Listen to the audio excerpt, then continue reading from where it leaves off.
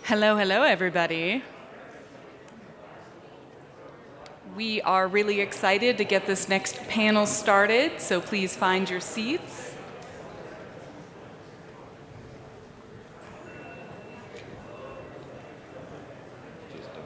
All right. Thank you again for everybody joining us today and for Keystone for co-hosting this panel with us. I'm Dr. Maggie Bartlett, a program director at the Global Virus Network and an assistant research professor at Johns Hopkins. My co-moderator is Dr. Sten Vermund. He's the chief medical officer for the GVN and dean of the College of Public Health at the University of South Florida. The GVN is a worldwide coalition comprised of 80 different scientific sites, which include centers of excellence and affiliates in 40 different countries, whose mission is to facilitate pandemic preparedness against viral pathogens and diseases that are a threat to public health globally. And so we are so pleased that we get to co-host this with Keystone and have invited a panel of experts to discuss long COVID mechanisms, diagnosis, and emerging treatments. We are joined by several panelists today, so I'll introduce them one by one. We have a few virtual and a few in person. We have Dr. Anders Valny, who is on the screen, Professor Emeritus in Clinical Virology at the Karolinska Institute, a GVN Board Executive Committee member, and the GVN Center of Excellence Center Director for the Karolinska, as well as the co-chair for the GVN Long COVID Action Committee. We have Dr. Akiko Iwasaki, who is a Sterling Professor of Immunobiology and Molecular, Cellular, and Developmental Biology at Yale University, and Howard Hughes Medical Institute Primary Investigator, as well as the Center Director for the new GVN Center of Excellence at Yale. We have Dr. Rezia Pretoris, who is also joining us remotely, who is a Distinguished Research Professor in the Physiological Sciences Department at Stellenbosch University and a member of the GVN Long COVID Action Committee. We have Dr. Annie Antar, who is an assistant professor at Johns Hopkins University School of Medicine, and Dr. Janet Mullington, who is a professor of neurology at Harvard Medical School, which is a GVN Center of Excellence and a member of the GVN Long COVID Action Committee. I'm going to kick off this panel with a question first addressed to Dr. Valny. Dr. Valny, long COVID is now recognized as a global health concern. What do you view as the most important next actions to promote the vital research needed in this space? Well, thank you very much for letting me answer. I have an echo here. Then again, it's 11 p.m. in Sweden right now. So I look a little bit tired. That's No. Anyway. When I searched the PubMed, I found 41,000 papers on COVID. So I'm not too worried about having to promote science on COVID.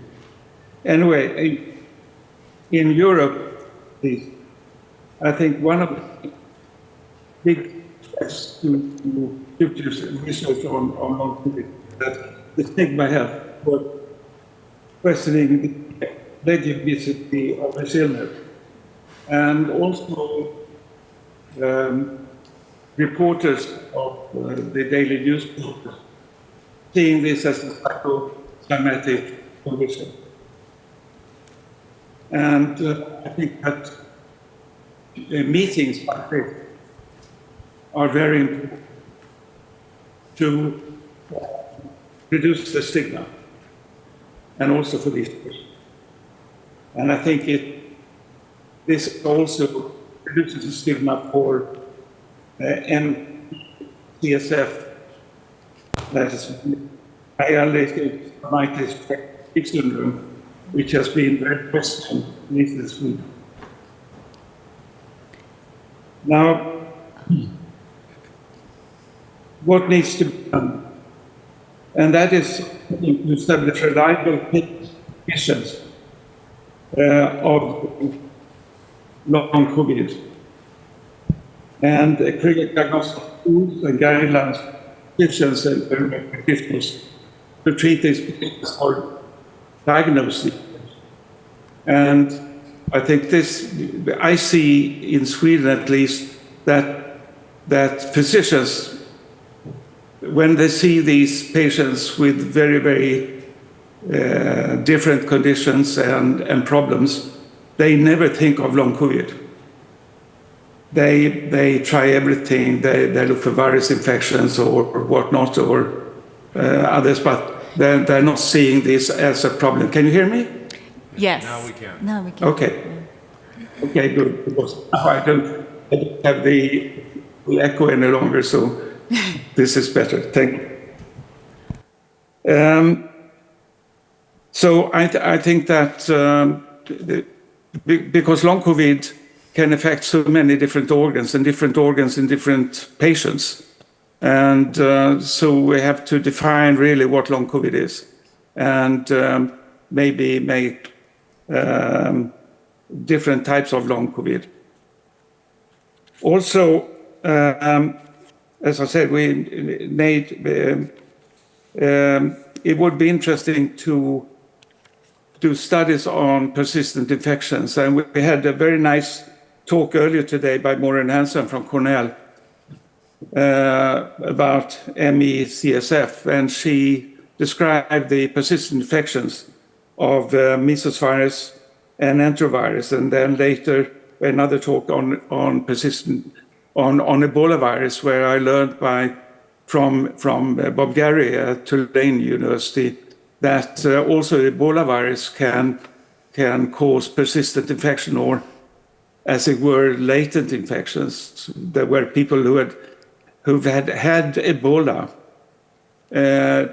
years later can reactivate their Ebola, and how an RNA virus like Ebola can become latent, we don't know.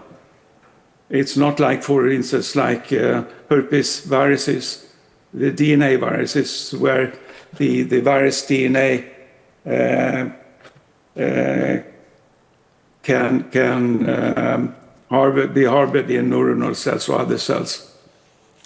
And as you know, RNA is not a very stable molecule in cells, but somehow probably a low persistent infection, and it would be nice to see. And we have seen persistent infections with SARS-CoV-2. And I've had 2 patients myself with very different types, but mostly chronic fatigue syndromes, and who excreted intermittently SARS-CoV-2 in their feces. And I treated them with Paxlovid, which is Nirmatrelvir and Ritonavir, and for 10 days, and they got rid of their problems for at least 6 months. And one of them then got this problem back, and I treated him for another 10 days, and is still now 6 months later without any symptoms. So I would like to see more studies on treatments, not only with antivirals, but depending on the pathogenesis, treatment studies, which we haven't seen too much yet. Also, it would be interesting to see the effects of the infectious dose. And nothing has really been on the acute infection has been written or reported on the infectious dose effect on the outcome of the infection. Personally, I believe that that's totally vital, which it is. Those of us who've been doing animal studies with viruses, it's really vital to see that the infectious dose is very vital. And I can see now that you're all wearing face masks. I don't know why. Is it because of SARS-CoV-2, or is it? Do you have some other infection going on in Taos?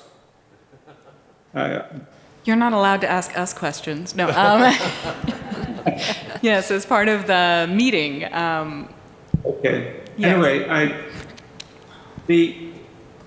it has been questioned whether face masks actually prevents infection. But if it doesn't, it will certainly reduce the infectious dose. And I would like to see studies on the infectious dose, both on the acute infection, but also on long COVID. I'm not sure how to do that. But it would be very nice to see. Thank you. Thank you, Dr. Valney. That was a fantastic way to kick us off. I am going to direct our next question to Dr. Iwasaki. If you were able to pick one new avenue to clarify the pathophysiology of long COVID, what would you tell the audience to focus on? This is a trick question, right? One new avenue. Well, I think what's emerging from the discussions that we're having here is the need to integrate a lot of the findings that we're getting from each laboratories. And this was outlined nicely in Michael Pelusso's keynote, but we need a kind of a common repository where we can put in whatever data we may have. It may be the immune cell phenotype, it may be the autoantibodies, it may be viral load, it may be spike protein in circulation, whatever it may be. Many of us are sitting on this really nice data set, but if we don't integrate it, it's just going to generate, 200 separate biomarkers. And that's not going to be a productive way for us, community, to go forward. So I would suggest that that's one avenue to move forward as a community. We're all in this together, right? For one purpose, which is to help patients. So if we can put our sort of data together in a form that can be shared publicly and shared amongst each laboratory and reanalyze with their own sort of set of approaches and then reintegrate them again, I think that will go a really long way. And we've had this discussion already. Danny had a couple of times mentioned this, but I don't want this meeting to be over and we just go back to our own sort of normal business as usual and not do anything about it. This is hopefully a catalyst to be able to do something like what I'm talking about. And then we would have really established something really meaningful. So that would be one thing I would suggest. Thank you. Thank you. I love that idea, and I think many in the audience have shared that this would be something interesting to follow up after the meeting. I'm going to move to our next question for our panelist, Dr. Pretorius, who is virtual and also joining us very late night. Thank you. Perfect. You're sharing your slide. And I wanted to know from you what biomarkers or tests seem to be the most promising in the space for long COVID. Hi everyone, so nice to join remotely. It's quite late here, yes. Yes. So I'm going to start off with this slide that is from a recent publication in 2024, a paper in Cell from Peluso and Deeks that outlined the key mechanisms driving long COVID and its path towards targeted therapies. They highlight 4 central pathologies, and these are immune dysregulation and autoimmunity, microvascular dysfunction, systemic inflammation, and viral persistence. These interconnected mechanisms not only shape our understanding of disease progression, but also provide us with a clear framework for identifying high-value biomarkers and translating them into lab-ready diagnostic tests. So based on that, when we talked about the most promising biomarkers for long COVID, we see several domains emerging. The one important one would be vascular function and coagulation markers, which are key markers to focus on. We have found good results with our fibrinoid microclot complexes using theoflavin T staining and imaging flow cytometry. And we see these amyloidogenic complexes persist in plasma, and these are also resistant to fibrinolysis. Others like Rayo et al. From the Gladstone Institute have also noted increased fibrinogen concentrations. Interestingly, D-dimer is often normal in long COVID patients. So a normal result does not necessarily rule out pathology. Platelet hyperactivation is another hallmark.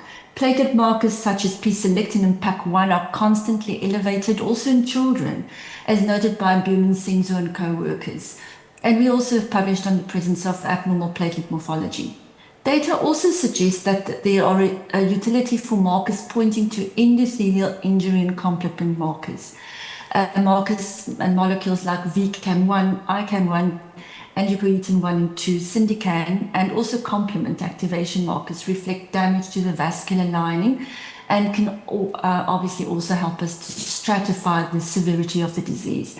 Dysregulation of these markers point to vascular instability and dysfunctional endothelial health. Then we also know, as we all focus also on immune dysregulation and viral persistence.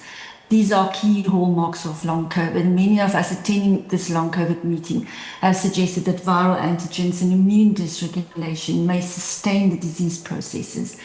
Then also markers like interleukin 6, TNF-alpha, interleukin 8, serum amyloid A, and other such molecules point to ongoing systemic inflammation. Circulating antibodies and autoantibodies are also now well-known markers. All these markers also markers for herpes reactivation as well as circulating spike, as well as cell-free mitochondrial DNA and also net markers may be of key importance. If we look at what we think that can translate into the clinic and trials, we and other groups have suggested practical tools, and here are some of the tests that are either already in use or close to being trial ready for long COVID. These tests include autonomic and cardiopulmonary physiology tests. We know autonomic dysfunction is common in long COVID. Heart rate variability gives us insight into sympathetic and parasympathetic balance. But I want also to note caution with, for example, the tilt table test, as it can exacerbate POTS symptoms. Then there are also new type of sensitivity markers like the baroreceptor sensitivity test, often decreased in long COVID. It's a very nice measurable parameter that's been pre-printed and studied in a preprint recent publication. Then cardiopulmonary exercise testing, ideally over 2 days, which can help post-exertional symptom exacerbation and impaired oxygen extraction results. And then for microvascular and tissue perfusion, Endopat offers a non-invasive test. However, it now seems that this is not available anymore or being phased out. A good alternative is flow-mediated dilation, that is non-invasive ultrasound-based test. And it's also very good to assess endothelial function. Nail fold capillaroscopy is another relatively cheap method, and it can visualize microvascular changes. The Maestro is used by the Tull group at MIT, and I know Nikki is in the audience as well. More expensive tests might be MRI perfusion and cardiac MRI. Both can reveal subtle microinfarct pattern disturbances, and then also retinal OCT angiography, which allows for the assessment of the microcirculation in the retina as a potential systemic proxy. And then for neurological and small fiber assessment, skin biopsy can confirm small fiber neuropathies. And then finally, for more minimal pragmatic panels, in clinics today, many clinicians are monitoring markers like ferritin and VEGF and sex hormone levels. These tests are mostly available in general pathology labs and relatively low cost and can help stratify patients and monitor treatment progress. Where available, microclot imaging and platelet activation assays may also add significant value. The point is to combine systemic, vascular, and autonomic measures. So we're not only looking at one organ system in isolation, but rather capture the multi-system nature of long COVID. This will give us a more complete picture and help with patient stratification also for clinical trials. And it will allow measurable, meaningful measures to use in trials and for patient care. Thanks. Thank you so much. That was a fantastic overview. And a great lead up to my next question for Dr. Antar. Have there been any clinical tests that have been proven useful in diagnosing long COVID or even predicting long COVID? Well, thanks, Maggie. So in this question, I was hoping to see if we could start with the perspective of acute COVID and see what we could learn from that and translate it to long COVID. So many health systems, including ours at Johns Hopkins, did a lot of work to understand how we could predict severe SARS-CoV-2 and mortality from SARS-CoV-2. And we collected our own data. We actually used the data from all of 2020 to build into our electronic health record system a 1 and a 7-day mortality predictor. And we used a variety of things that would be readily available in hospital, things like vital signs and demographics and the kind of lab tests that you might order in a hospital. They weren't specialized testing like, a panel of cytokines or autoantibodies. But what we found was that just simply vital signs and respiratory measures were the most important. And then from the lab tests, things like CRP, your GFR, so your renal function, and then different measures of your CBC were important. And so, unfortunately, as people with lived experience with long COVID know, often they go to the provider and there is no clinical test that is abnormal for them. So it remains a diagnosis of exclusion. But I feel like there's still things that we can learn. And although there was a really great paper on this from the Recover adult cohort that came out about a year ago in Annals, in which they took the about 10,000 people that were recruited into the adult Recover cohort. And each of those people, when they were coming to their study visits, had a panel of regular clinical laboratory tests that were run at the site's hospital lab, as well as research blood that was stored for later use. And so the question they asked in this paper from a year ago was, what clinical tests that can easily be run in a hospital lab can be predictive of people who have long COVID versus people who recovered versus their controls, people who had never experienced SARS-CoV-2. And unfortunately, of the 25 different clinical laboratory tests that they found, when they just looked at people with long COVID versus people with recovery, when they just looked at those two groups, there was none of the 25 tests that were predictive. But then they subcategorized it into 4 different long COVID phenotypes, and they found that in 2 of the phenotypes, CRP, which Dr. Pretorius mentioned, seemed to be higher in people with long COVID.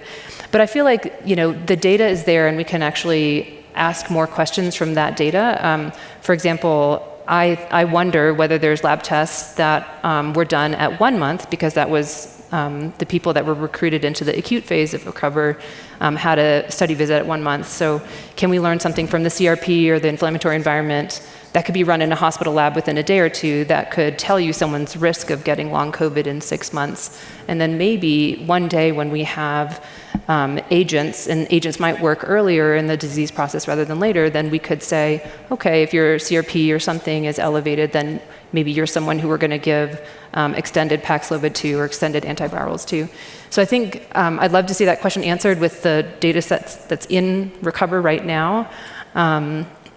And even beyond that, I think, Recover now, it's going for 3 years, so we have really good symptom trajectories on people. So another thing I would love to ask of the Recover data is, people obviously who have severe long COVID and get worse or remain the same, do they actually have different clinical or biomedical tests at the 6-month visit that can kind of predict, are they going to be someone that recovers in a year, or are they really going to not recover? So I feel like, and we have all that data, so I'm hoping that to inspire someone who sits on the Recover data to ask those questions. Thanks very much, Annie. Janet Mullington, what are the clinical assays that are proving most helpful for assessing neurological impairment? You're the expert.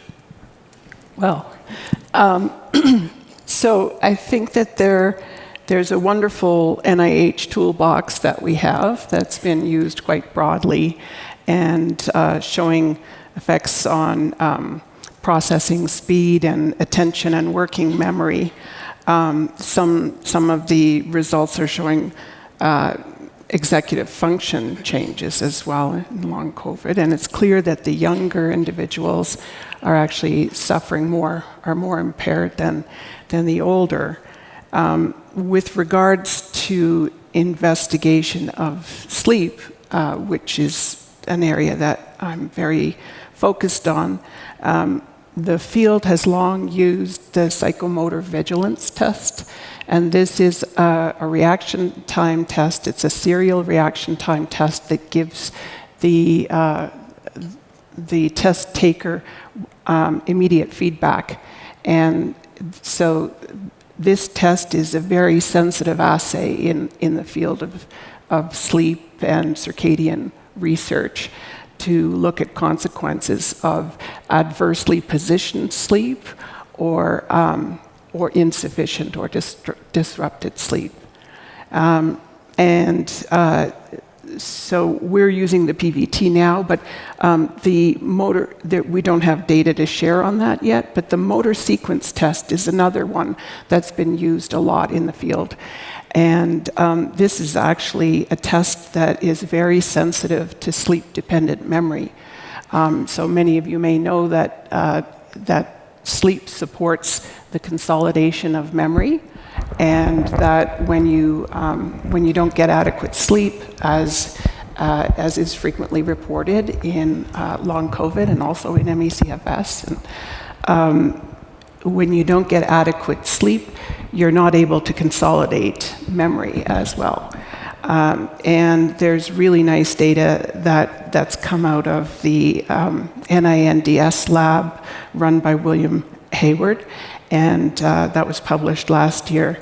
And they showed that the sleep-dependent memory in long COVID is considerably impaired. So those are a few tests that have been used and are quite sensitive. I think looking at the age is an important thing, and I'm glad to see people looking at children and adolescents and all the way through the lifespan. I think it's important to be able to characterize, because actually sleep may serve different roles. Just focusing on my area there for a moment again. But sleep may serve different functions across the lifespan. But it is clear that sleep is affected at every age in the population of long COVID patients. Some people say that sleep should be the fifth vital sign. But anyway, that was excellent. Thank you. And I'm going to stay on a theme of sort of prediction and prevention. And Dr. Antar, when we look at acute events and long COVID, how should we be thinking about preventing the consequences? We've heard from prior speakers at the conference that drugs, vaccine, good, repeat COVID, bad, but can you give us a little more insight? Yeah, no, thank you. I brought some slides to go over data from our group and others about kind of the relationship between acute viral host kinetics and long COVID. So this was a figure from a cohort that we started in April 2020, where we enrolled people within a day of their PCR test positive for SARS-CoV-2, and then followed them for 2 years. And we collected nose swabs and saliva several times over the course of the first 2 months. And we found that basically if you were shedding virus for over 20-something days, you were much more likely to meet the criteria for long COVID later. And then we broke it down by symptoms, so you can see kind of different symptoms that are important. And then other people have done great work on this as well too. So on your left is a paper from the Clinical Infectious Diseases following 1,200 healthcare workers, and the healthcare workers just self-reported how many days they were antigen test positive for this study. and they found that people who were antigen test positive for longer, over 10 or over 15 days, were again much more likely to experience long COVID. And then the strength of the studies, they had a subset of people, a couple hundred people, where they actually came into the site to do antigen testing, so they could corroborate that with more than just self-reports. And then on the right is nice data from San Francisco, Michael Peluso and others, showing that both kind of the amount of virus in your nasal swab over the course of the first several weeks, as well as how long it takes to clear, is again associated with long COVID. And then this is work from a paper that just came out from our group in Clinical Infectious Diseases a couple months ago. And so in this case, we had 172 people who were actually antigen and PCR testing every day. It was actually a cohort of a couple thousand people in a high transmission area, and then from that, there was 172 people who tested positive in the middle of being tested every day, and then also filled out a survey about 2 years later about their experience with long COVID. And so we found, what we did was we modeled the viral clearance. So we took the day with their highest viral load, and then kind of for each person modeled their viral clearance with a line that you can see those are individual people. And what we found was that the kind of the less steep your slope is, so the longer it takes you to clear from your peak, the much more likely you are to have long COVID with 5 or more symptoms. So I think, and then on the host side, in that first cohort I mentioned, we also collected saliva, so we were able to measure secretory IgA, that's spike specific, and we found that people who had, we kind of took the amount of secretory IgA over time and then divided into quartiles, and the people who had the lowest amount of spike-specific secretory IgA were more likely to have persisting symptoms, and you can see the survival curve here. So just to summarize all of that, you can see that basically having more virus around for longer, having a slower clearance slope, and then having kind of less amount of secretory IgA, which should be able to clear the virus from your mucosal site, all of that is associated with long COVID. So to get at what does that mean for us is it seems that things that happen in the acute phase are important for long COVID pathogenesis. And just like what Michael said, one of his 6 points was that we need to study this acute phase, especially now that most people are on their 4th or 5th SARS-CoV-2 infection. We need studies now because all the data I showed you were for people with their first SARS-CoV-2 infection. So first of all, do acute viral host kinetics still matter now in today's age? And it sounds like Dan Kelly from UCSF is working on that.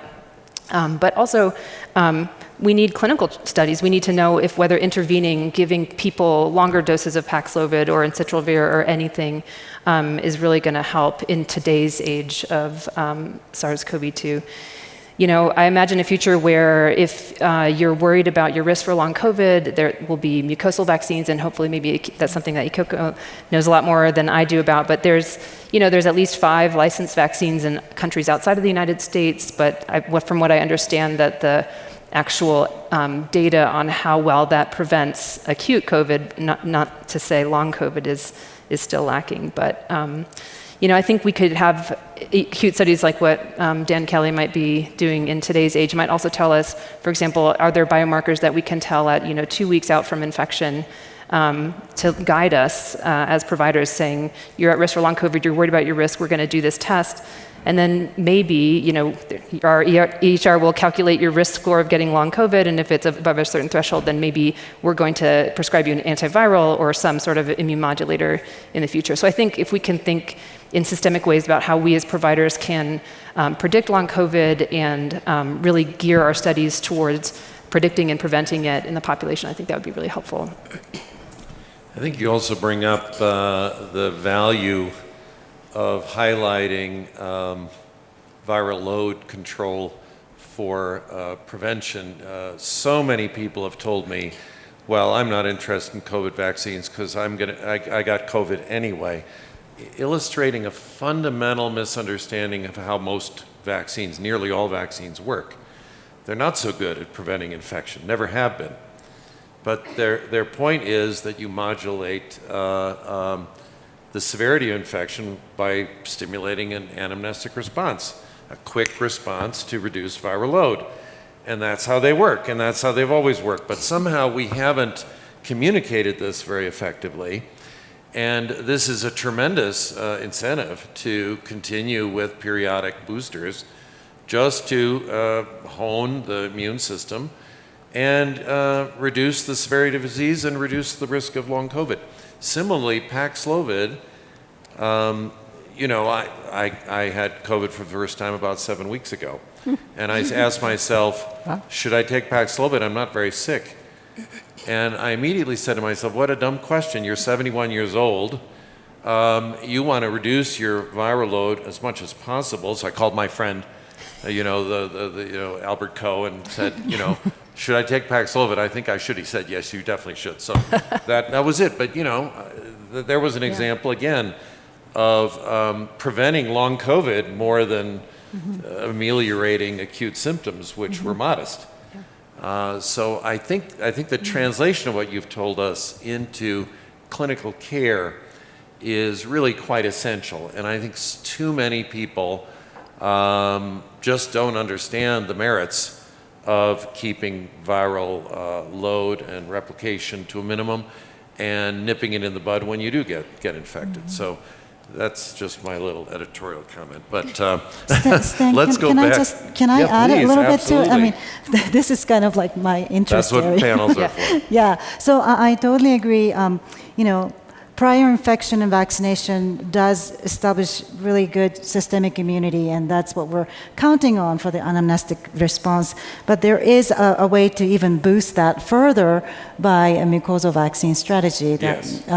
And that's something that, you know, I think we should consider seriously going forward, because not only do you reduce the acute viral load, but you definitely prevent transmission. Yep. You prevent potentially the development of long COVID. And these are, you know, as you said, there are countries that have these inhalable or nasal spray vaccines against COVID. There isn't much epidemiology done on those real world data, but that's something that we're kind of, it's a missed opportunity for following these people. And we need one in the United States, you know. Great point. Thank you. Great point. Excellent. Thank you. All So right. can I just ask a Yes. question? Well, we're going to you anyway, Janet. But Oh. you can comment on this, and then I'm going to call on you. Okay. I just wonder what the consensus is in terms of using an antiviral on a child or an adolescent or an early adult, where I think that the risks of really profound impairment, cognitive as well as emotional and functional in other ways, is more severe. And I don't think it's really approved for use in young, healthy people. But what do you think? Should this change? Yes, I agree. Yeah, I mean, if there are people, children who are at risk, adolescents especially, who are at risk, and you know, yeah, it's if there's not an antiviral that's available to them to take for their when they and their physician feel that they are at risk, and that's too bad, and we need to, you know, do what we can to get that going. Yeah, I was just going to agree with you, and you know, especially if the risk profile is low, if there are newer antivirals that are coming on the market with little side effects, especially that would be a great thing to consider for children. Yeah, thank you. Thanks. I agree too. I think that Paxlovid, at least in Sweden, is used just too little, and mostly because of costs. But then again, treating people at hospitals costs much more than treating them with Paxlovid earlier on. And so that's a big problem in Sweden, that we don't use Paxlovid enough. And I think that's a problem all over the world because of cost. And health economics show very well that it's well-used money to use Paxlovid. And also children, I think. Well, you bring up cost. My wife and son got COVID about 1.5 years ago. They both took Paxlovid, and they paid about $70 on the health, but I changed health insurance plans. I paid $350. Oh my gosh. So that's going to be Wow. a rate limiting step for a lot of people with marginal incomes and suboptimal insurance. I didn't know that I had suboptimal insurance until I shelled out the $350. But let's go Then to again, yeah. then So- again, I think a hospital bed is more yes. like $500, $600, $700. Absolutely, absolutely. Your point is an excellent one. I'm glad you brought it up because we haven't talked about costs. So, Dr. Mullington, Janet, I want to turn back to you. Given your work in sleep and fatigue and long COVID, the neurological and sleep-related symptoms, how are they being addressed? Sort of mitigated? I have a couple of slides. Yes, I don't know if please. it's convenient for me to share them. Oh, okay. Okay. It's a little hard to see, but there you go. Yeah, but I might be better off up there. I'm kind of nearsighted. Okay. And also, this is layered. I don't like that. But anyway, sorry. Okay, so I've already talked about the importance of the sleep problems, and there's tremendous difficulties in falling asleep. I'm going to get right over here to what I really want to show you. So this is a Fitbit, several continuous days, and you see 2100 hours, so 9 p.m. going to 8 a.m. And this example illustrates some of the really unusual sleep disturbances that we see in long COVID, not uncommonly. They don't all look like this, but this is something that has been seen. This is from a colleague of mine who sees patients for their sleep-specific disorder, Robert Thomas. And what you see here is the variable timing of sleep. So you see there's a vertical line here at 12 midnight. And you see that the sleep periods, these blue bars, are sleep periods, and there's light blue and dark blue indicating, lighter and deeper sleep.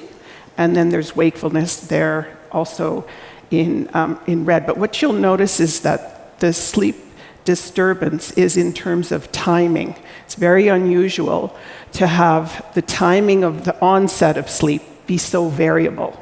And the other unusual thing is that the duration of sleep is extremely variable. You've got, 6 hours, 4 minutes, 3 hours, 34 minutes, 2 hours, and then a few good nights of around 6 to 8, 7, and then 1 hour plus. It's a very erratic pattern. The other thing that is important to note is that there's no homeostatic rebound. And what I mean by that is that when there is a short night or a couple of short nights, it should be followed by a long night of sleep. That's not happening here. So there's circadian disruption, there's consolidation disruption, and there's disruption of the rebound. And the homeostatic rebound is one of the most important aspects of, or the homeostatic function, rather, is one of the most important functions we think of sleep. And sleep is important for autonomic regulation, for HPA, hypothalamic pituitary adrenal axis. It's also important for vagal function. It's a regulator. It really helps to synchronize hormones and autonomic function. When sleep is messed up, it messes up everything else, and it also causes inflammation. When you experimentally sleep deprive healthy humans, healthy people, you can cause increased IL-6, for instance. Increased CRP has also been seen. We also see increases in blood pressure, decreases in heart rate variability. So I just wanted to point to this as kind of an example of something that we actually don't see in other sleep disorders. It seems to be kind of a novel thing that many of us are quite struck by. So I've taken enough time, I can leave those. Is this a typical patient or an extreme example? It looks kind of extreme to me, but... It's not that extreme. Not that extreme. Okay, that's the point. Yeah, it is variable. Yeah. We see a lot of insomnia and a lot of hypersomnia. So very long sleep and very short sleep. And so there's a lot of destabilization of the regulation. And this is a good example of that, but there are other examples. Yeah. Excellent, thank you. We're going to change gears a little bit because of funding challenges and the delightfully remote city in which we find ourselves. We don't have a lot of folks from Africa, but Dr. Pretorius is from Africa and is talking to us from Stellenbosch. So Rezia, what are the challenges for long COVID research in Africa? Could you summarize your thoughts on that? Yes, some of the key challenges for long COVID research are not unique to Africa, but as is seen worldwide. However, the most pressing challenges in Africa include that currently there's no dedicated testing capacity for acute COVID infection anymore. Most believe COVID is long over, so no links are made between the acute infection and onset of persistent long COVID symptoms. Then, as with other countries, also the lack of clear diagnostic criteria. There is no standardized case definition for biomarkers in routine use. And also, unfortunately, some of the panel members discussed the use of Paxlovid. Unfortunately, there's no regular availability of Paxlovid, at least in South Africa. And then one of the main concerns that is a big concern for many researchers and for clinicians is funding constraints, specifically the withdrawal of major donors such as USAID for HIV and TB programs in South Africa and the rest of Africa, because these programs curbed the infections that were once basically under control or near control, and it placed further strains on health budgets and diverts resources away from long COVID research. And then the last point that I would like to make is obviously competing health priorities. High burdens of infections and non-communicable diseases limit the attention and capacity for emerging conditions like long COVID. So as I mentioned, it's not only unique to Africa, but in Africa, because of funds and because of the remoteness of some of the places where patients live, it makes it really challenging. That is humbling and an excellent summary. Thank you very much, and thank you so much for joining us so late.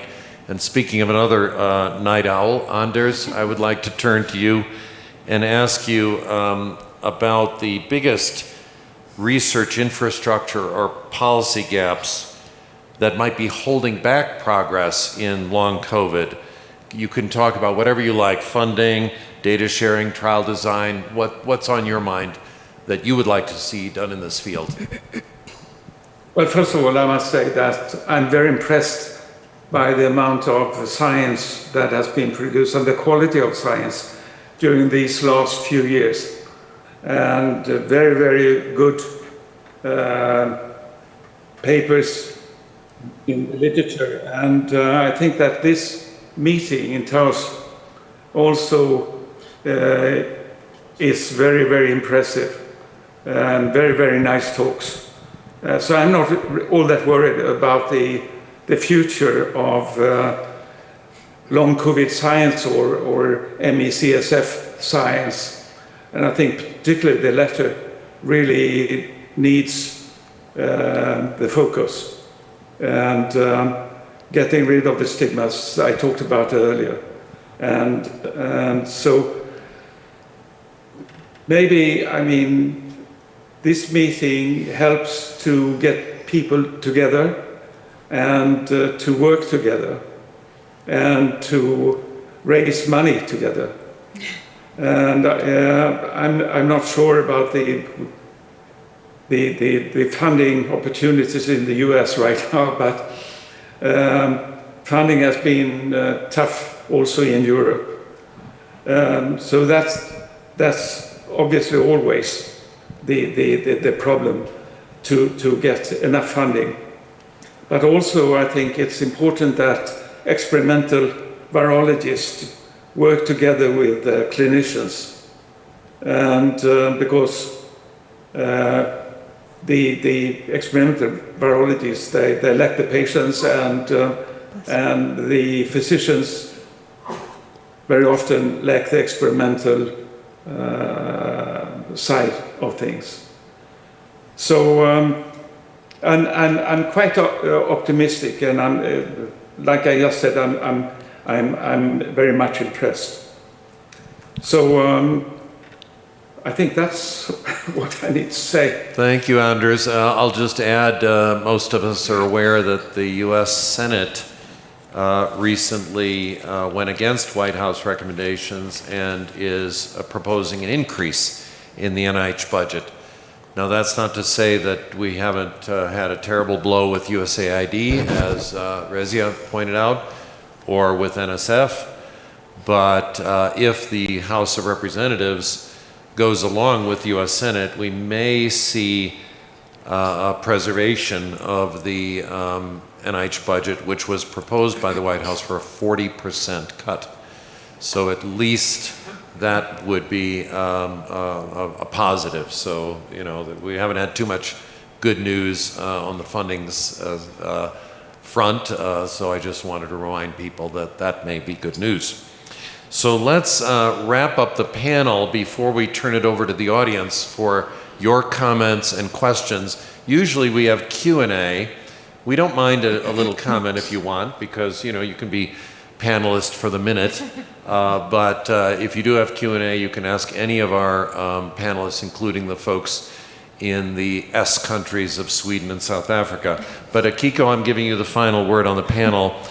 If there were a myth about long COVID that you could dispel publicly, what would that myth be? What would you like to tell people about long COVID that you think they've got wrong? Well, at this point, I think the myth would be that long COVID is a mystery. It's no longer a mystery. I mean, it's evidenced by this room where science is progressing dramatically. We're understanding so much, almost, you know, weekly basis. There are reports coming out about long COVID, ME/CFS, and other post-acute infection diseases. And the data are still not there to say that this is the cause, but I think it's, if we can sort of integrate those various data set into more cohesive understanding of, you know, how do each drivers of disease interact with each other. For instance, does EBV reactivation early during the infection now predispose for development of autoantibodies? So maybe that is one linear sort of subset of long COVID, and then there is a path forward toward treatment of that particular cohort or subset. Whereas if there is persistent virus replicating, antivirals, monoclonals, and vaccines and other measures can be deployed against that particular subset. So I think, you know, we're getting there. We're not quite there yet, but I'm very hopeful that we will get there soon. And so the myth is that it's a mystery disease. That is no longer the case.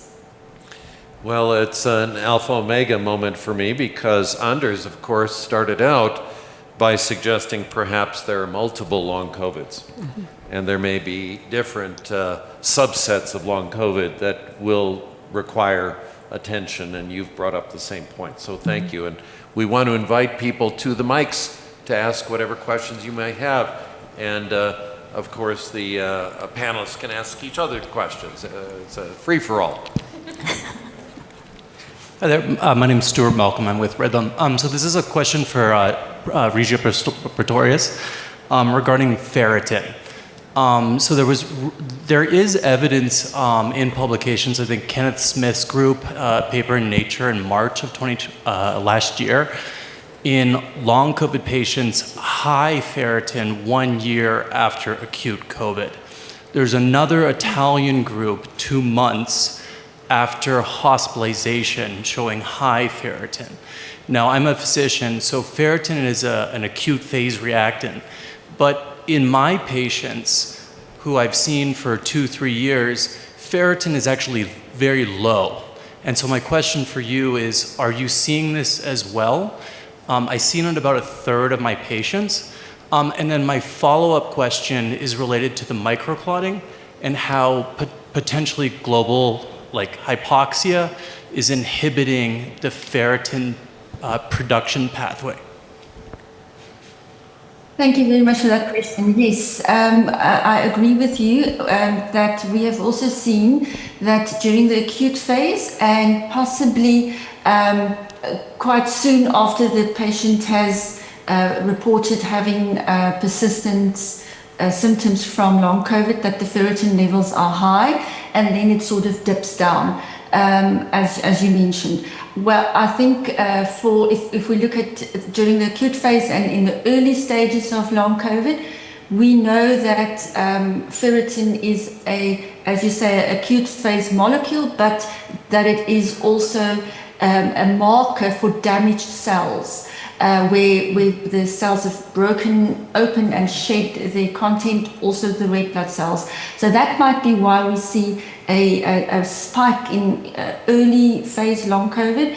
I think if we look at the process where patients have then the ferritin levels taper off, microclotting might play a role in this. However, I think there are some people that believe that in the case of co-infections or reactivation of bacteria likes feeding on ferritin and on iron. So perhaps it might have something to do with the way that these co-infections that have perhaps reactivated might utilize iron and in the process reduce ferritin as well. I think there is not a clear answer for why it is happening, but definitely I know many people have reported this biphasal ferritin levels that you mentioned. Thank you. Thank you. That's fascinating. I'm going to go over to this side. Oh. Thank you. I just want to say thanks to all the panelists. I was here I'm Andrew Seamus. I run the long COVID clinic at Ohio State University. I was here in 23 and again now. It's great to see the progress that has been made. I want to underline what Dr. Valney said, that the one thing that maybe could improve this meeting would be more input from clinicians who are really down in the trenches treating patients with long COVID. All of these little clinics, there are dozens of them across the country, and we're all in touch with each other all the time. We've all gotten really good at recognizing these subtypes of long COVID, like who has dysautonomia, who has ME/CFS type pictures, who has other types of things. And we've gotten actually pretty good at managing them from a symptom standpoint. That's not where we want to be ultimately. We absolutely want to have disease-specific treatments. But I think the news is that if we look at our outcomes in terms of quality of life and functional status, there are very measurable, clinically significant, statistically significant improvements with this kind of multimodality treatment approach. And so I feel like we have something to offer, and it would be interesting maybe to have that input as these conferences are planned. Thank you. Yes, thank you. That is a perfect plug for our next panel. No, it would be a good... Anders, did you want to comment on that since it was addressed a little to you? No, I guess. And I'd like to see more clinicians and devoting their time to long COVID. That's a problem in Sweden, I can tell you. Yes, also- absolutely. I also appreciate your comment. Thank you. We will try to, well, I'm not going to be in charge anymore, but the next round Yes. of Keystone, Yes. perhaps this can be integrated into the program. Thank you. I'd be happy to give you names That Or sounds maybe you great. can volunteer. if you'd like. Yes, thank you. Thank you. Thank you. And we'll go over here, and I'll just remind people before you ask your question to say your name and where you're from. Maureen Hansen from Cornell. I actually have a comment about Akiko's suggestion for a data repository.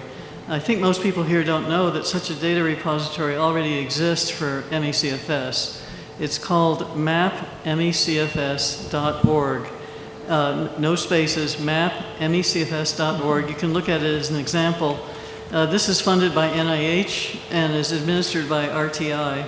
And this could be something to consider. And I'm actually surprised that it doesn't exist already for long COVID, since you have 2 orders of magnitude more funding than we do for MECFS. But I suspect that using some of that funding for a data repository would be a great idea. Thank you so much. That's great. We could certainly model or even maybe add to this repository, and because ultimately we need these types of repository for multiple diseases, multiple related diseases. So that's a great suggestion. Thank you. Thank you to all the panelists. My name is Liam Keeley. I'm from Monash in Australia. I thought the sleep points were extremely interesting. I guess I wanted to hear your thoughts a bit more on how much sleep deprivation and disruption of circadian rhythm could be obscuring some of the results and biomarkers that we're seeing, particularly cortisol dysregulation and potentially even EBV reactivation. Thanks. Yeah, that's a great point, actually.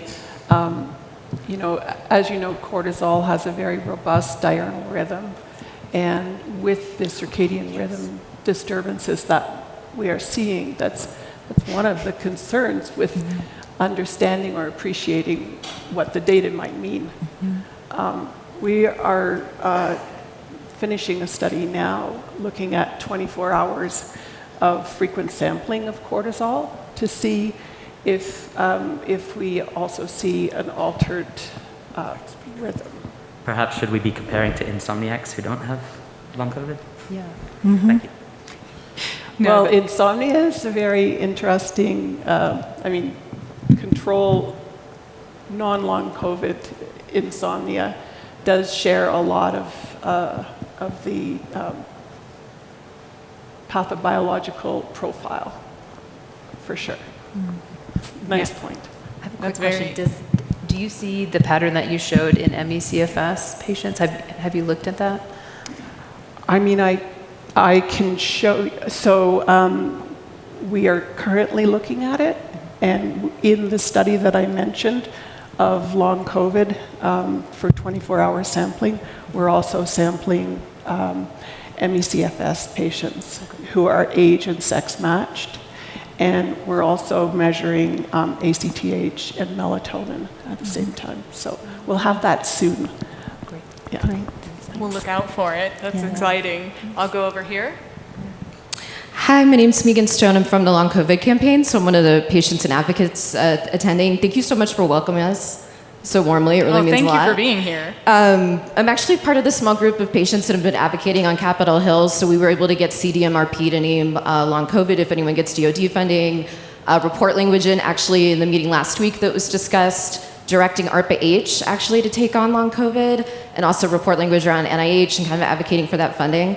The question I had was kind of picking up on this question about a common data repository, and there was also like a really beautiful moment yesterday. And I love Dr. Iwasaki's challenge to make this conference a catalyst. So for us as advocates, we're kind of always like our ears perk up when we hear like things we can put a container around and go ask donors and governments to do. You know, it makes me think of Michael Peluso's kind of call that we had shared with him about a global long COVID roadmap, right? You know, these very specific needs that we have. Is there anything else that you would name, you know, for folks like us that are trying to take this to not only governments, but hopefully global governments? And I want to say if we can help finance to bring our international colleagues here in the future, Long COVID campaign would love to do that, because we are never going to get the funding we need until we have this as a global international multilateral fund and a multilateral effort. So we really would love to see our colleagues, especially from developing countries, at these meetings. But is there anything else that we can take to ask? And is there any sense of the resourcing, back of envelope, needed for things like creating that kind of common repository or a common assay? This is a phenomenal question. Wow. Who would like to jump in first? Well, first of all, I want to thank you, Megan. I think I speak for all of us how appreciative we are of what you do and what your community has done for us. I mean, Yeah.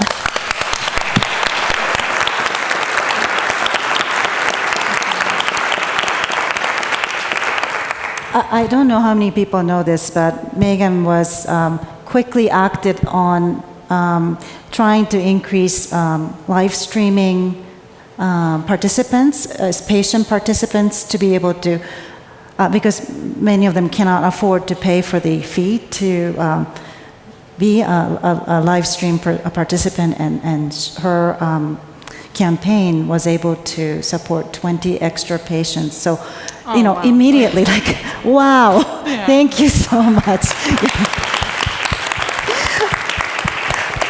Okay, I am going to answer your question, though.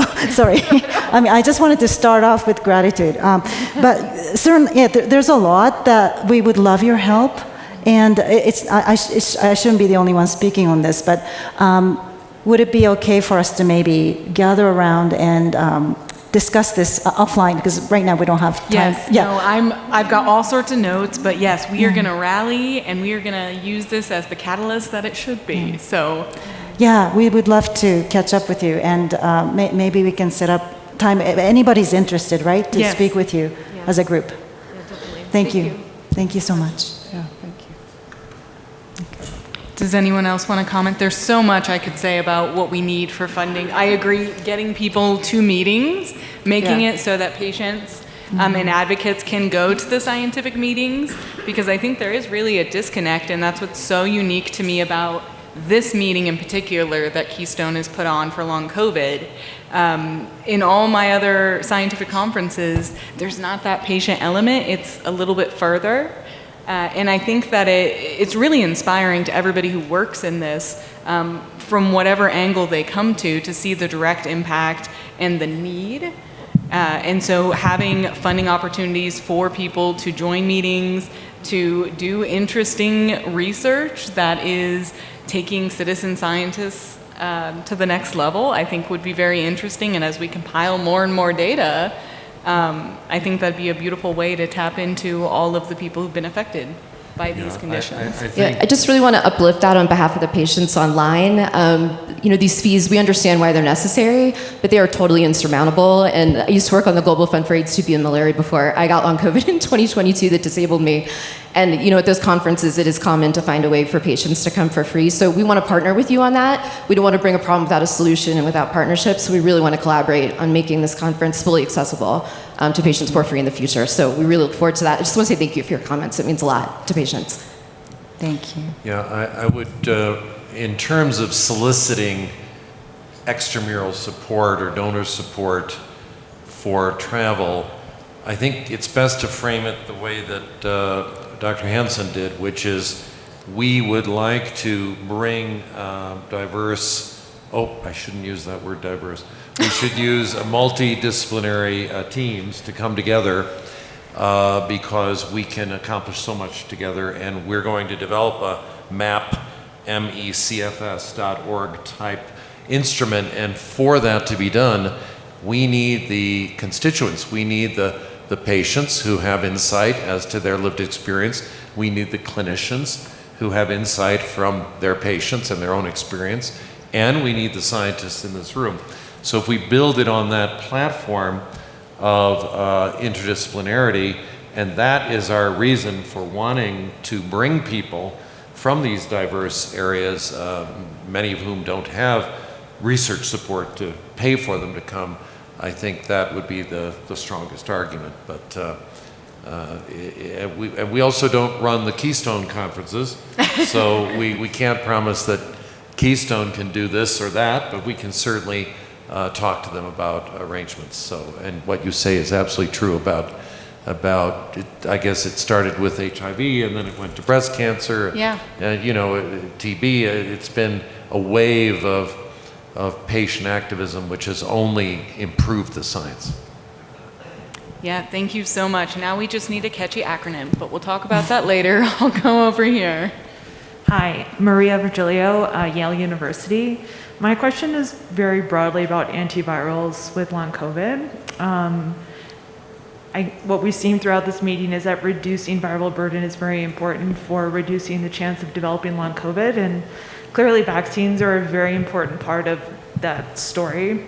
So besides Paxlovid, which can be cost prohibitive to quite a lot of people, my question is really, why haven't we seen more newer antivirals developed or released? And do you think that this could be that they could be important for preventing long COVID going forward if we had access to them? Thank you so much. I might just direct this to see if Anders would like to address first. I promise the answer is I don't know. But then again, it costs. There's a tremendous cost to develop new antiviral drugs. And this has been a pandemic that's more or less over. And so for the pharmaceutical companies to start developing drugs, it would be for long COVID. If long COVID shows to be disease that can be treated with antivirals.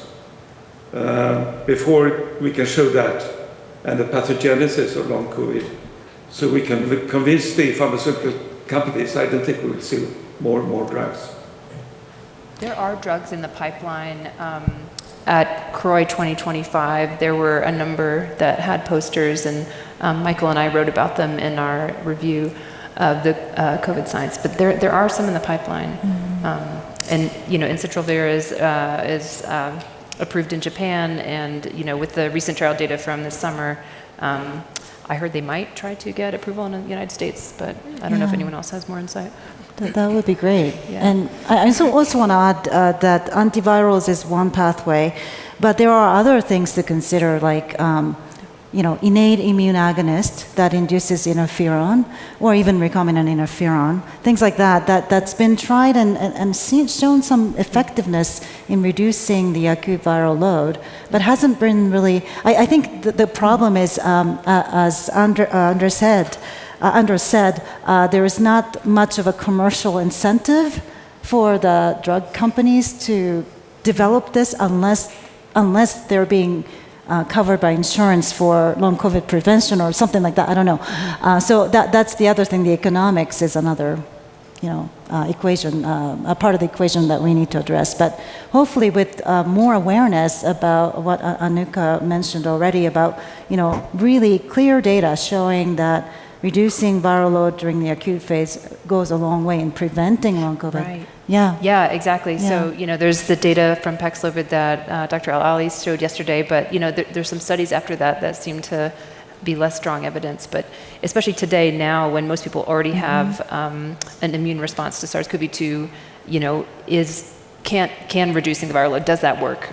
Or is that just a marker that someone's immune system is actually more functional in clearing the virus, and antiviral may not work as well? Yeah. So I think we need that data. And I know Recover TLC is looking at drugs, antivirals in the pipeline, and considering them actively for use in their trials as well too. But there's a lot that's out there. It's just what's going to get picked up and developed. And Annie, you alluded to an article that you wrote. Can you give us a little more? What is that article? Oh, sorry. So CROI, which is the Conference on Retroviruses and Opportunistic Infections, which is a big HIV and OI meeting, has a small COVID section, but there's some cool science going on in there. And so the CROI committee hires people to write summaries of the science. And so I've been lucky with Michael Peluso to write the review every year for that. Where is it published?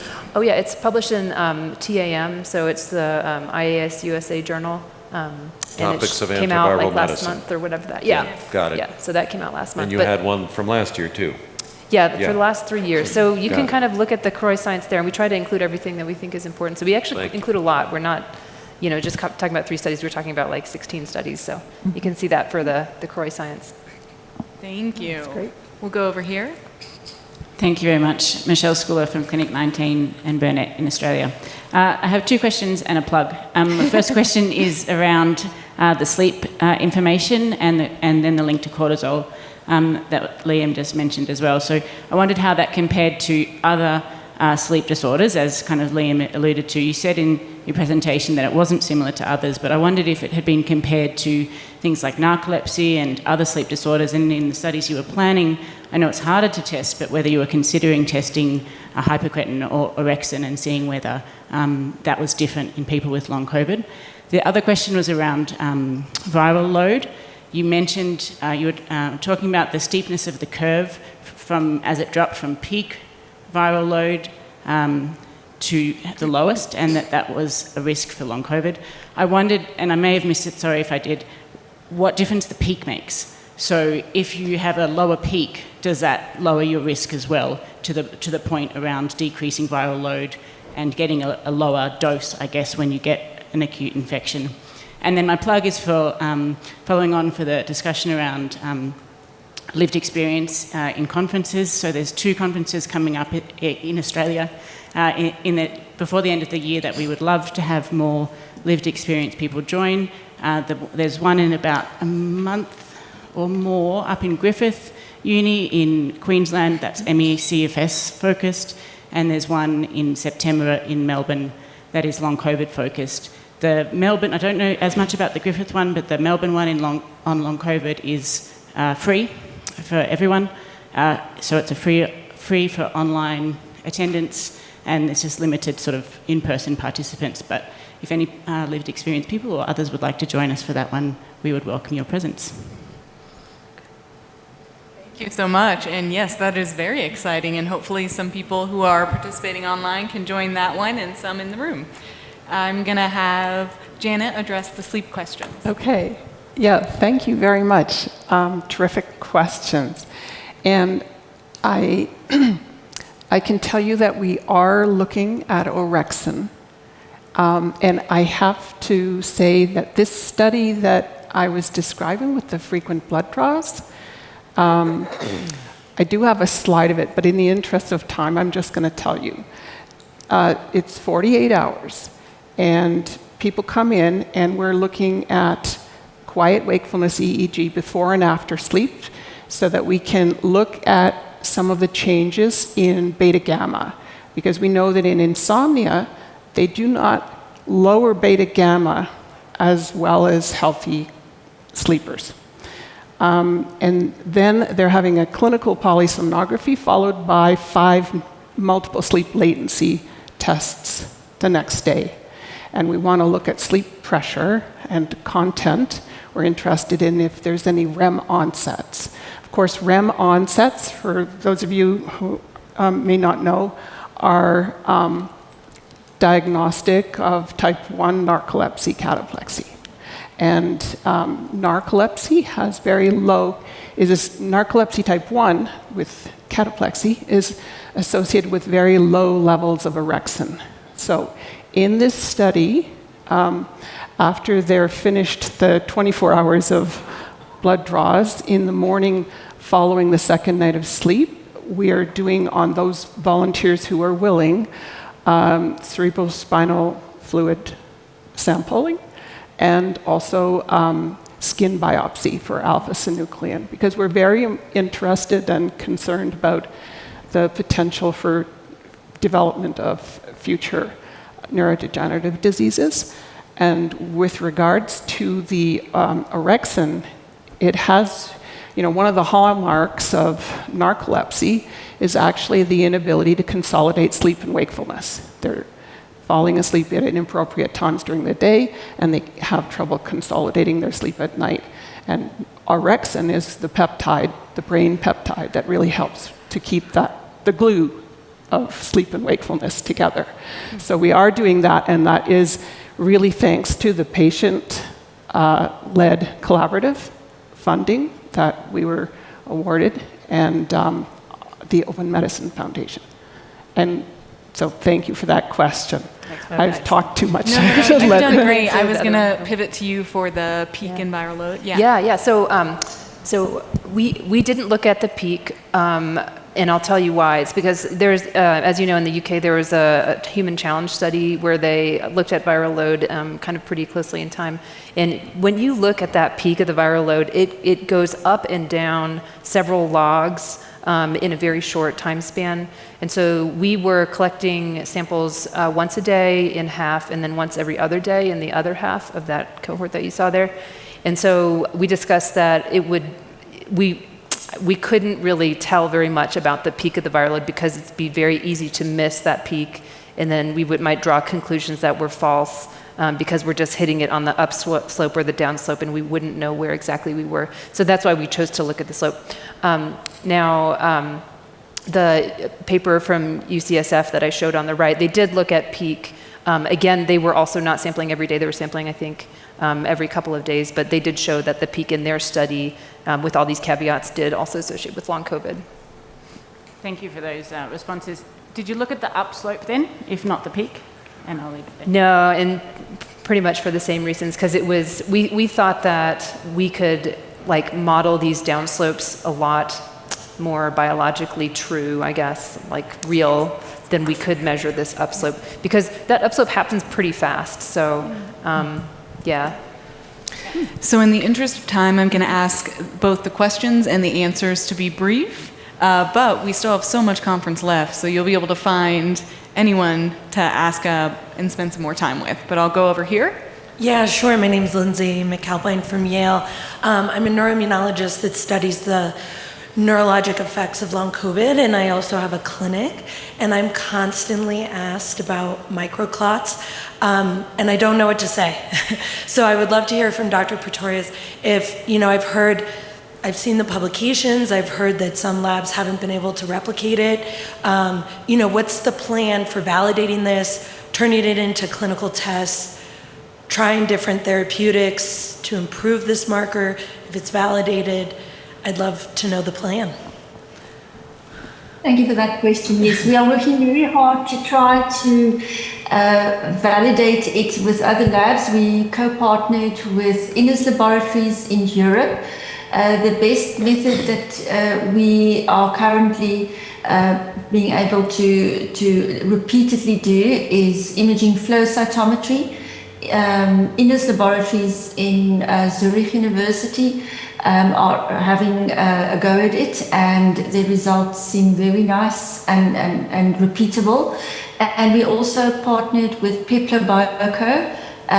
They in the UK, and they are going to start doing various flow cytometry tests in the UK.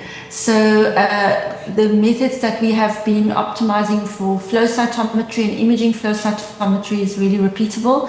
I think it's very difficult. Our first tests were on microscope, obviously very difficult to do constantly and repeatable. So hopefully our imaging flow cytometry methods will be validated soon. And will be available in more laboratories in Europe and UK and possibly also in the US. We are partnering with a possible lab in the US as well. So hopefully it will be available broader and validated. Great, thank you.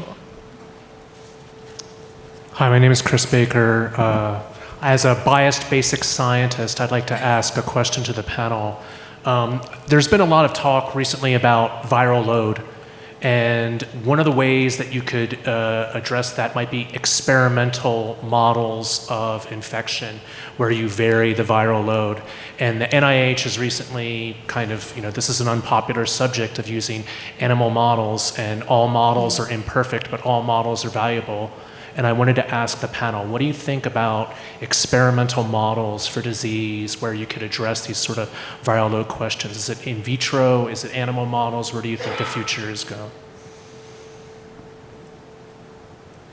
Well, it's a biased group here because many of us have cut our teeth on animal models before human studies, and with all due respect to the cell culture advances that can mimic human skin, human neurons, human all sorts of things, I think that animal models are ultimately going to be essential for pathophysiology studies in this field. So I think that the U.S. government has gone too far. Would anyone else like to address the question? I'd love to see the advancement of in vitro systems that can better mimic human systems. I think, So I agree that it's like fundamental to pathophysiology research, viral pathogenesis research, to have models. But I personally, for ethical reasons, would love to see the development of technologies that don't take lives. But yeah, in other areas of research, like cancer, for example, human investigation coupled to an animal model has been a great sort of combination that has informed the next therapy, right? Checkpoint inhibitors, they were all tested in vivo in mice first. So to remove that part of the equation from all future study would be a terrible mistake. Yeah. But I understand it needs to be coupled to some sort of human relevance, but animal models are essential in testing hypotheses, right? So I agree with you, Sten. Thank you. And we have two more, so I'm going to ask you to ask quickly. This is an online question that I'm here to read. The question is, for individuals who've had COVID-19 and fully recovered clinically, even though they might not have symptoms, it does not necessarily mean they have reestablished homeostasis. And based on data from other groups, it's been shown that after even maybe 6 months following an infection, there's several immunologic or coagulation perturbations. And so they want to know, is it possible that there may exist a sort of silent long COVID that might later develop into cardiac infarction or stroke, or maybe even developing long COVID symptoms much later? They just want to know your thoughts on this. Yes, that's very interesting. I think, we won't know, but I'm going to open it to the panelists to see if there are other thoughts. Yeah, I think data from Ziad. Ziad, are you here? Sorry for calling you. Anyway, Ziad, looking at databases like the Veterans Affairs really clearly show that there are so many risks associated with having had COVID, even if you don't sort of qualify it as having long COVID. So there are multiple things that we don't know yet, right? And only future will tell. But so far, the risks for acquiring COVID infection and in developing multiple sort of diagnosable and reported diseases are elevated still at 2 to 3 years. So, I think that what we are calling convalescent controls in our studies, that's why we have 3 groups, right? Healthy control, but now healthy controls are pretty much gone because all of us have been exposed. But when we did this early during the pandemic, healthy control, convalescent control, and long COVID groups, convalescent controls were not equal to healthy controls. There was definitely some intermediate phenotype that we saw in that group compared, of course, long COVID is much more exaggerated. So I think we cannot eliminate that possibility going forward. And we've learned a lot about acute infections and down the line having increased incidence of neurodegenerative diseases that you've resolved. So it's an open question. And I'm going to ask our last... Can I just add really quickly? I think that this is a really important point to be able to do the surveillance. And I think, that's an important thing for advocacy. The CDC has been surveillancing all kinds of things, and I think it's important that we see some of these issues get monitored long term, and also with Recover, I think there'll be real opportunities to tie a lot of historic data and look at those people who were enrolled without COVID, got their first COVID, or when they were enrolled acutely, being able to follow them for years. Yeah, I couldn't agree more. Thank you. If Someone didn't say surveillance. I was going to say surveillance for pathogens, so Great. I'm glad. We'll go here for our last question. Okay, finally I have the chance to ask the last question. It's Jichang Lin from Masonic Medical Research Institute. We're located in upstate New York, close to Ithaca. So my question is, here's my first time to attend this meeting. My question is there any platform to share the patient's serum samples? Because when we do the studies in animals, and we found some new things we want to test in the human samples. That's the first question, is any way to share the human samples easily, not just with a lot of barriers. And the second is, I was very touched by the patient. I think there's a group, everybody can work together to work on this long COVID. It's a really bad disease, new disease. We really don't know what to do. And at the beginning of the pandemic, I think it's really hard to know this virus by itself. So I think we could just break down the virus into pieces. So with that idea, we made a mouse model to express the spike protein. So we use a Cre-LoxP system, so we can express it in any cell types. If you have the Cre, with this model, we express in the nervous system.